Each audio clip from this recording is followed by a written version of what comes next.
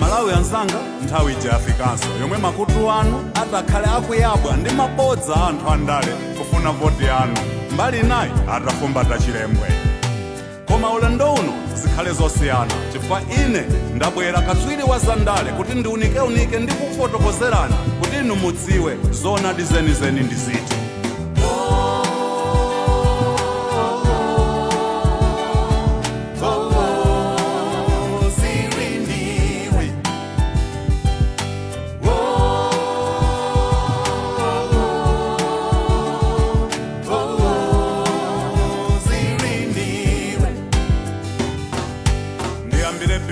Chitsulo cha njanje President wanzeru amene anatiuza kuti tizika chimanga patsogolo koma osamayiwala chitukuko. Amayi atabwera mfundo zimenezi sanazimvetse, anayamba kungoyang'ana za chimanga kuyiwala za chitukuko. Zinthu zambiri zinayamba kuyima chifukwa amayi ndalama za Malawi analowetsa ku kashket.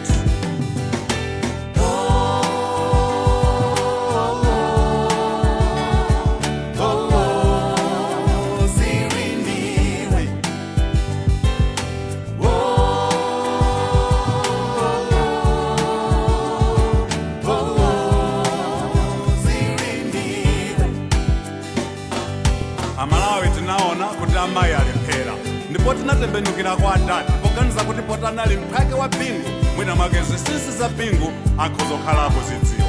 Koma adati atalowa zinaonekeratu poyera kuti pajama ndi m'mimba ndi mchipala. Amalawi tinakwiya nawo adati koma nkhalambayi inayesabe kukakamira pa mpando pogwiritsa ntchito tibet.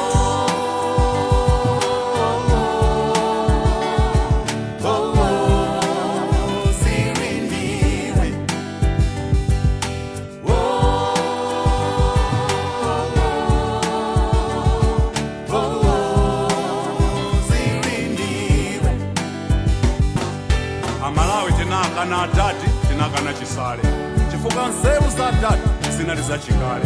Tinasankha tonse tsogolo lowala. Fundo za tonse ndi zomwe zinatikoka.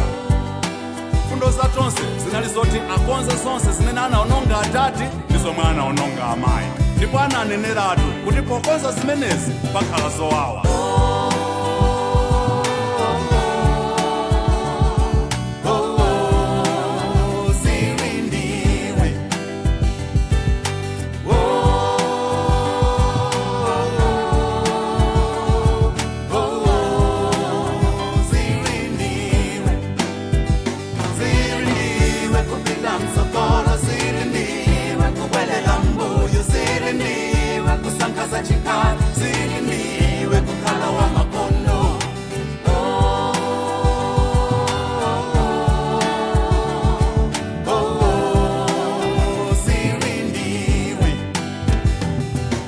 Lelo chifukwa choyiwala kapena kusamvetsetsa kapena tinene kuti kusaganiza bwino kumene ena akuganiza zobwerera mbuyo chifukwa choti mfundo za tonse zikupereka ululu.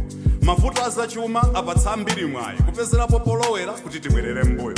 Koma mawu a anthu ozindikira amene ndingakuwuzeni ndi otere: Mphechepeche mwa Chisale Simungapitemo Kawili. Osabwerera mbuyo. Amalawi anzanga, tiyeni tipite chitsogolo. Zili ndiwe kupita mtsogolo, zili ndiwe kubwerera mbuyo, zili ndiwe kusankha chikale, zili ndiwe kukhala wamakono.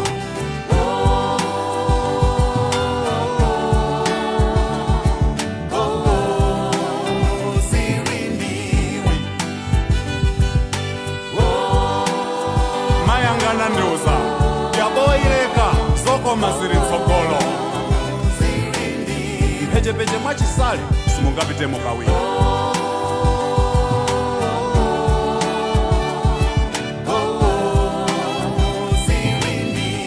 Byaboyi leka zokoma zili mtsogolo.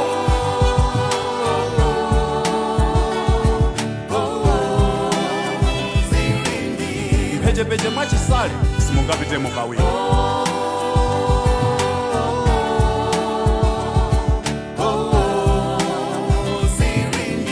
Byaboyi leka zokoma zili mtsogolo.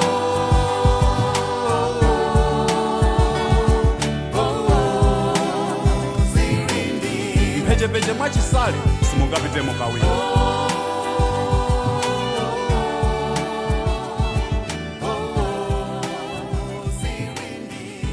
Mphechepeche mwa Chisale simungapitemo Kawili.